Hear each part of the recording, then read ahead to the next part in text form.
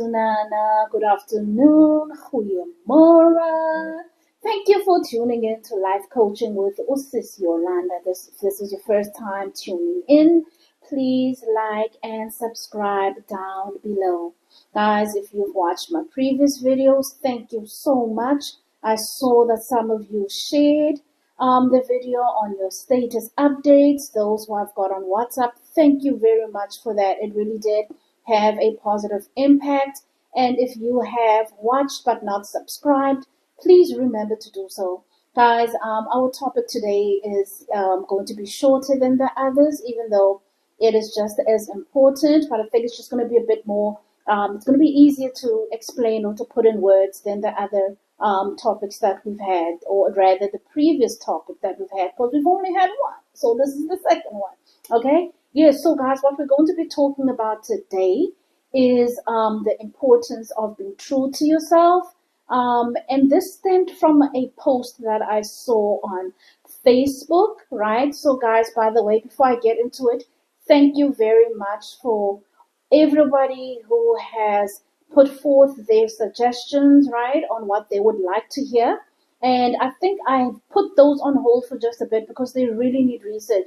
Some deep topics, you guys. You know, it's not something that I can just talk about like this topic. You know, this topic is much more easier for me to just get into it without, you know, going into extensive research. So everything that you've put forth, I promise you, we will get to it. We've still got the whole year ahead of us to cover a lot of topics, and I'll be tuning in every 2 weeks. So don't forget that Sundays are for Usis Yolanda, right? It's only going to be 30 minutes of your time, which is worth your mental health. Guys, when we're talking about being true to yourself, what exactly do we mean, right? So what we mean by that, right?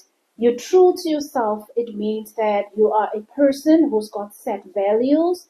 You've got set goals. You've got a clear understanding of who you are, and you are able to stand your ground no matter what is happening around you. If we can recall from a previous video that I posted, I mentioned how as human beings, you know, by virtue of being a human, we are influenced by things around us. These are things such as family members. This is our environment, our young children, those who've got children. As they go to school, you might have done or laid your foundation as a parent, but they will be meeting other people who are coming from different backgrounds. The teachers might also have different belief systems. So there's a lot of influences, right? So how do we, you know, stand still and stand firm? And we're also going to talk about why it is important, more especially relating to how much impact social media has on us, and the expectations, right? So basically, when we look at identity, right, if we can just take it back, right? When you are born, you're a child, you don't know anything, right? You're born into a home, right? I won't say in a mother and father setting, because I know the reality is that not everybody comes from a household where there is a mother and a father. So, but the upbringing, right? Those people who are around you as a baby, who are helping to nurture, you know, this child who still needs guidance. So that step, that early age of your life, right, is very important because it lays down a foundation, right, of who you are. You don't know who you are. You're looking around. You start to mimic behaviors that you see, right?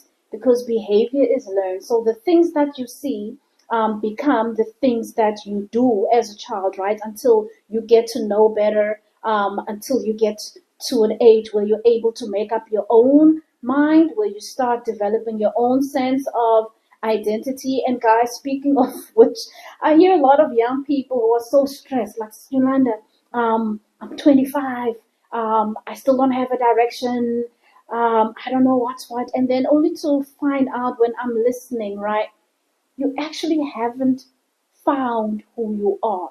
You don't really know who you are. And once you don't have a sense of identity, a solid sense of identity on who you are, that affects almost every decision that you make in life.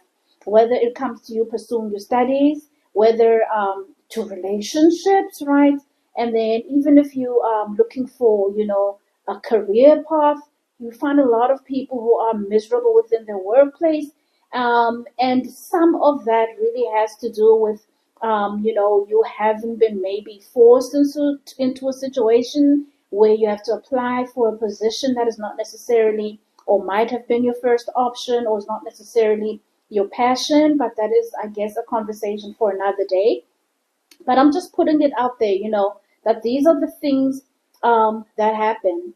So these are things that we really need to start understanding, that whatever decision that we make is tied into who you are. So that is basically why it's important for you to know who you are, right? So it's also important for those of us who've got children, raising children, if you're exposed to your siblings' children, if you're an educator, you see children every day, right? It's important that we become better role models for children, right? So that they can see a behavior that is more constructive, right? That they can start seeing healthy relationships around them so that they can know that that is normal, right? So they don't have to always be exposed, to negativity. They don't have to be exposed to toxic environments, right? Also important, if I just take myself for an example, I was bullied. I was bullied as a child, right? So it was, guys, it was kind of rough. It was kind of rough. Maybe one of the reasons why I chose the path of psychology, the path of therapist. Once you've been through something, right, you get a different sense of meaning, and you get a different sense of desire, to want to educate, to want to empower, to want to help and assist others, right? So, but that is just, yeah, one of the reasons, not, totally based on that. And why I'm bringing that is just to highlight the importance of the role that my mother played in the person that I am today. I am so confident. I love everything about myself. I'm not conceited. I don't think that I'm bigger than what I am, but I love who I am. I love who I am becoming. I love who I was, every step of the way that I've taken. I understand that there were mistakes. I wasn't perfect, right? So just because I'm saying that I love myself doesn't mean that I'm saying I'm perfect, right? But I know where I come from. I'm able to reflect, right, on my growth, which is based on the visions that I had for myself as a child. So I think if I didn't have, my mother there to support me, right, I would have possibly been living with all of these things that I was bullied and teased about, and kids can be so brutal, guys. Kids can be brutal. I was teased about almost everything. If you look on this face, almost everything, my small eyes, being called Chinese, my flat nose, my big lips, and then I've got bracket legs, guys, that you won't see here. Even that, I was teased over, and I was like the tiniest child ever, short, right, and also just weight wise, so those being called twig, guys, it was rough. It was rough, right? So I could have easily hated myself. I could have easily questioned my existence. I could have easily compared to myself to, other girls who were not necessarily being bullied and wanted to maybe look like them. I'm so fortunate that that didn't happen to me. So, guys, if you are parents, if you have children around you, please be that support structure so that we can start building and enhancing on laying this foundation of, a healthier identity that children need to start, building or start incorporating, right? So, yeah, so basically we've looked at the foundation, how identity is formed and the role and the impact that society has, right? So, guys, now this is the deal, right? This is the deal. This is the deal. A foundation has been laid in some cases, and I would like to believe that in those cases, not to say that external influence will not take its toll on us from time to time, but you would find that on people who, or with people rather, who haven't been that exposed or that foundation hasn't been laid, they're much easier, or it's much easier to be influenced by societal expectations. Guys, now, speaking on social media in particular, guys, we need to know that that lifestyle is fake. It doesn't exist. Not to say that there aren't parts and bits and pieces or elements of it that are truthful, but we must remember, right, that people try to sell in appearance because it's all about following. How many followers are you going to have? How many likes are you going to have? How many comments are you going to have? And in that moment, that's where you tend to want to fit into what you think that people want, right? You see other people's pages, you start looking at other people that you idolize, and you want to incorporate those stuff into your life, right? Forgetting that that is not your life, right? You're not the same. You've got a different background, possibly. You were raised differently, different belief systems. Now you bring somebody else's lifestyle into your lifestyle. There's a clash in reality, right?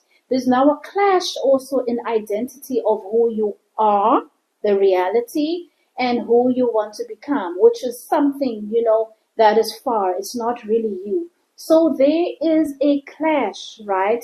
Inside, you're fighting with yourself because you so much want this external validation. You so much want the likes. You so much want the popularity, right? And once again, people who tend to have this behavior are people at times who didn't necessarily have the love and attention when they were younger. Guys, if this will make you feel any much, or make you feel any better, rather, if you really look if you really look and dissect, right, and the engagements of social media, right, you see somebody like Beyonce, your Kim Kardashians, in South Africa, we've got Abagogos Koteni, that might have like 1 million likes on the post, 538 comments, right? Guys, have you looked at how many people, like the actual number of people who are following them? Then you start to look at things differently. Then you don't really, feel bad about anything because of that 1 million, there's maybe like how many million? I don't even know. Like maybe like 36 million followers, right? 1 million. And there you are trying to, put your life in a sort of like situation where you're like chasing also. So guys, really, if you are maybe a person who is affected by, the need to feel validated by social media, it could be time for you to maybe take a step back. Just take a month or two to really do some soul searching. Just some time to really love yourself and understand that what you see there, like I said, is not a reality, right? Some of those things are literally just for the camera, right? For example, I wasn't looking like this all day. No, I was not looking like this all day. But because I know that I have to be presentable when I have my sessions with you guys, I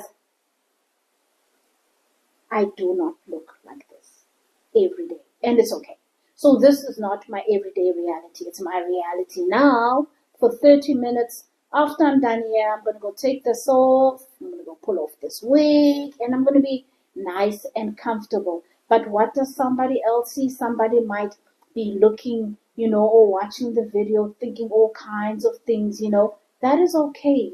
But don't take or want to live another person's life or wish that you were like somebody else. Look, there's nothing wrong with having role models. And I think the main idea of a role model is just to have somebody there that you can look to say, oh my goodness, it's possible. It can be done. So I think we need to kind of change the whole I want to be like so and so, I wish I could be like so and so, and start speaking or communicating differently to ourselves and our inner beings as we are trying to build this identity. So I think something that I started and didn't finish off actually, like when young people sometimes are, frustrated, say, look, I'm 25, I don't know where I'm going, I don't know what's what. Guys, I don't know where I found myself. I can't even recall, but yeah, it might have been late 20s, guys. It's okay. It's okay. And the reason why that happens, once again, right? You go to school, your primary, you go to high school, some people go to tertiary. Those who don't go to tertiary might go and will work. If you're not working, either way, you are growing, you are developing. And as you are developing, you are being exposed to different things, different people, different ideas, different environments. So that is why, that would happen because you need to also adjust. So by you adjusting, it's a matter of how much am I going to take from this situation? How much is the situation going to add and grow onto this person that I am? So we need to ask those questions, right? This thing that I want to engage in, right? This lifestyle that I want to engage in, is it going to develop my inner me, my being, my individuality, right? Is it going to better me or is it going to take my identity away? There's nothing more beautiful than having your own sense of identity. You are unique for being you. And really, it's not about being liked, right? Once we let go of that need for external validation, I think we can be much better, right? So for those of us who like social media, so what if you got 2 likes? You like yourself. That's why you took your picture, right? That's why you posted the picture. You like yourself, right? It doesn't matter. It's unfortunate that it's a social platform and people are expecting, for it to be just that, like socialization where people engage and interact. What I'm trying to say, let that not be, the alpha and omega to your decision making in terms of how you perceive yourself, in terms of how you love yourself, right? And it's just very important that we have that and we establish. If you are struggling with loving yourself, if you are struggling with finding yourself, please get in touch with a therapist, get in touch with a life coach, somebody who can help you, right? So that you can kind of get to the bottom of things in terms of what is blocking you, right? What is blocking you from loving yourself, from seeing the beauty that you have within you, from from trying to find the word, sorry guys, from embracing, there we go, from embracing this authenticity that you have, because nobody can ever be you. Nobody, right? You are you. Nobody can ever be you. We might be similar in some ways. That's okay. That's life, right? But embrace being you. Embrace that you don't have to fit in. And I'm going to share some slides, and I think in those slides, we'll get to understand exactly why I'm saying what I'm saying, and how it actually impacts on the decisions that we make, in terms of how much do we want to be influenced and how do we want to be influenced, right? Is it a positive influence, or is it a negative influence where you have to sacrifice, your beliefs and who you are to a point that you don't love yourself anymore, to a point that you are sad and depressed when you feel that you can't keep up with society. So let us go into the slides, then we'll be back. This journey is going to need for you to be able to listen to yourself, if that makes sense, right? Everybody has got an inner voice, an intuition, something that tells us what is right, what is wrong. In other words, also your conscious, right? So if you're struggling, you need to start listening to yourself a bit more. We really need to get to a point where we're doing a whole lot more self-care. So listening to yourself could include things like having a diary or having some alone time where you can get to think. When you are by yourself, you're away from distractions and you're able to really dig deep inside and reflect. So we should not take lightly the power that you have within you to listen to what your body is trying to tell you. We also need to start taking control over our own happiness. This means that you should be able to make yourself happy, that you don't depend on somebody else. This is how we get into toxic relationships. This is how also we start doing things that we don't necessarily want to do because we want to make others happy, right? And we think that making them happy is going to make us happy in return.